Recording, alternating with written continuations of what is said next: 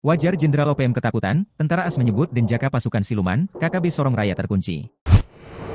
Panglima Maijen Denny Moos dan Wakil Panglima Kodap 4 Sorong Raya, Brigjen Zakarias Fatem cemas, TNI mengerahkan pasukan super elit Denjaka. Selain Denny Moos, ada pula anak buahnya Komandan Operasi Kodap 4 Sorong Raya Major Arnoldus Jensen Kocu, Letu Manfred Fatem dan 50 kombatan bersenjata yang kini masuk DPO. Kekhawatiran itu disampaikan Sebi Sambom juru bicara OPM. Namun, pihaknya akan berjuang keras dan melawan. Sebab TNI juga sudah melakukan serangan-serangan udara kini mengarahkan Denjaka. Lantas seperti apa Denjaka?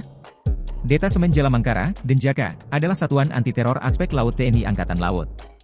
Denjaka dibentuk pada 13 November 1984 dan memiliki moto Satya Wira Dharma.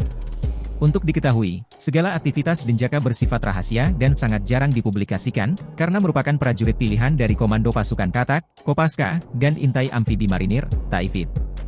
Ciri prajurit Denjaka adalah seragam warna hitam dan memakai baret ungu. Pusat pendidikan dan markas Komando Denjaka berada di Bumi Marinir Cilandak, Jakarta Selatan. Calon anggota Denjaka dibekali kursus penanggulangan anti-teror aspek laut dalam 6 bulan.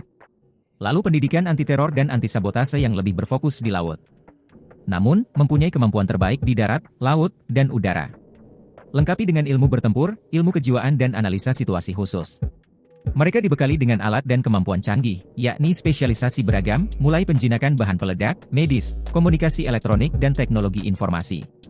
Tak hanya operasi anti-teror dan anti-sabotase, Denjaka dapat dilibatkan dalam operasi rahasia, jenis lain, berdasarkan perintah langsung Panglima TNI.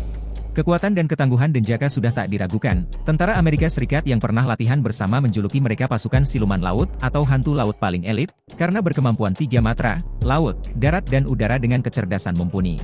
Terkait dengan pengamanan, Wakil Komandan, Wadan, Lantamal 14 Sorong, Kolonel, Mar, Rio Sukanto, di Teminabuan, Jumat, mengatakan salah satunya masuknya amunisi, senjata atau logistik lainnya untuk kelompok OPM. Patroli ini dilakukan secara terbuka dan tertutup. Pemeriksaan terhadap kapal selalu menggunakan prosedur operasi standar, memeriksa pemasok senjata dan kelengkapan dokumen kapal.